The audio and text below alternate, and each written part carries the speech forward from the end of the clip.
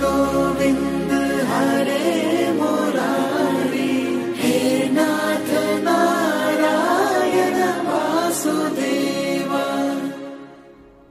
That is, it becomes a consciousness. So it becomes a yoga vidya, where your awareness is what is becoming, is being enhanced by Sri Krishna's words. So Sri Krishna is a speaker. You can close your eyes, stop thinking about Sri Krishna, and you just listen to what he is saying. When you are listening to what he is saying, Sri Krishna vanishes as an entity. It is Srimad Bhagavad Gita which is existing. Wow. So that means, in that respect, we can always say that Sri Krishna is a manifestation of that Param Brahman, Paramatma, or somebody who is supreme level. And since he has gone to that level, it was easy for him to sprout out. Something like that? Let me put it this way. Sri Krishna in the Bhagavad Gita calls himself Adi Yajna. He says, I am Adi Yajna, or primordial sacrifice. Now, there are two parts. If I was to talk about the conceptual primordial, then it becomes very complex and difficult to understand. In the entire business of Srimad Bhagavad Gita, Shri Krishna जो है, he is बोल रहे हैं, he is actually counseling Arjuna. But who is Shri Krishna, that entity? तो श्री कृष्ण अपने आप को आदि यज्ञ करके बुलाते हैं. तो he defines himself as आदि यज्ञ. आदि यज्ञ क्या होता है? समझ लीजिए, आप टिकट लेने के लिए अपना लोकल रेलवे स्टेशन में खड़े हैं क्यू में, और बीच में एक हफ्ता कटा आ जाता है, तो क्यू में घुस जाता है. तो आपको तो पहला अंदर से एक एजिटेशन आएगा ना, एक डिस्टर्बेंस अंदर से आ जाता है, और आप सोचते हैं कि मैं इसको क्यों से भगाना चाहता हूँ. उससे ओके, बट ये तो इतना बड़ा कि मेरे को अगर गाली वाली देगा तो मैं क्या करूँगा, मेरा तो इज्जत का फलूदा हो जाएगा. So then you feel that I am, क्या मैं करूँ ना करूँ, तो अंदर में डर लगता है, क्योंकि आपका अस्मिता जो है, you don't want to lose the self worth.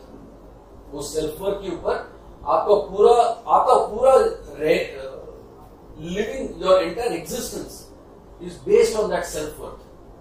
तो आपका पूरा एग्जिस्टेंशियल रियलिटी जो है, अगर वो आपका वो थ्रेटन हो जाएगा, तो आपको तो you won't feel that you want to go beyond that. मगर अगर आप सोचते हैं कि नहीं मैं करने वाला हूं, तो आप उठ के, इसलिए आपका कभी भी वो, अगर आप क्यों से उसको हटाने वाले हो, तो गुस्से में आपका वर्ड्स बाहर आए, निकलो बाहर से, क्यों से निकलो, आप गुस्से में ही बोलेंगे, क्योंकि वो गुस्सा जो है वो आपका डर का मैनिफेस्टेशन है, एग्जिबिशन है. आपका डर का जो एग्जिबिशन है वो गुस्से में आता है, निकलो बाहर क्यों से, know that kind of stuff. So that kind of, so the thing is that अगर आप, ये तो आम दिन का प्रॉब्लम हुआ, अगर आप श्री कृष्ण के बारे में बात करेंगे तो वो तो पूरा सृष्टि का करना पड़ेगा, it's creation. So how do you define that in सृष्टि में आप कैसे डिफाइन कर सकते हो? कुछ भी हो, एनीथिंग, वो कहीं से तो आना चाहिए, पैदा किधर न किधर से आना चाहिए. Even if it is a thoughts of मन से आता है, तो अगर किधर न किधर से कुछ आना चाहिए, तो पहला जो चीज था वो कहां से आया? सो दैट जो समथिंग हम बोलते हैं या एनीथिंग हम बोलते हैं, that only place anything can come from is nothing. वो शून्य, जहां कुछ नहीं होता है. मगर जहां कुछ नहीं होता है वहां से उत्पन्न कैसा होता है? तो उत्पन्न होने के लिए पहला उस शून्य को अपने आप का प्रज्ञा आना चाहिए. दैट इज वो अपने आप का जानकारी हो जाता है कि अरे यार मैं हूं, मैं इस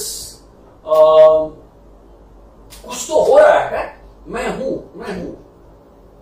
फिर दूसरा क्वेश्चन क्या होगा, मैं कौन हूं, मैं क्या करता हूं, मैं कैसा दिखता हूं, करेक्ट, मेरा मैनिफेस्टेशन क्या है। मगर जब शून्य है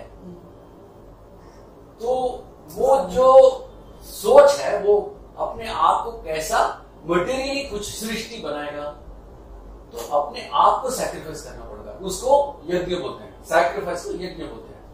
और वो जो प्राइमोर्डियल सैक्रिफाइस है, जो सबसे पहला सैक्रिफाइस है, वो श्री कृष्ण है। तो जब भी आप कुछ भी यज्ञ करके उसको उत्पन्न करते हो कुछ, तो श्री कृष्ण उसमें है। तो श्री कृष्ण इधर उधर नहीं, श्री कृष्ण अभी मैं जो आपके साथ बात कर रहा हूं उसमें है। Because so if I may summarize, primordial sacrifice is the origination of Krishna. आदि यज्ञ प्राइमोर्डियल। हाँ, बट उसके बाद हर सैक्रिफाइस में, हर यज्ञ में, हर जो यज्ञ आप करते हो उसमें श्री कृष्ण है। मतलब मैं जो पुस्तक लिखा, इस पुस्तक लिखने के लिए मेरे अंदर में कुछ तो सोच होगा, उसको सैक्रिफाइस करके मुझे लिखना पड़ा। वो सैक्रिफाइस श्री कृष्ण है।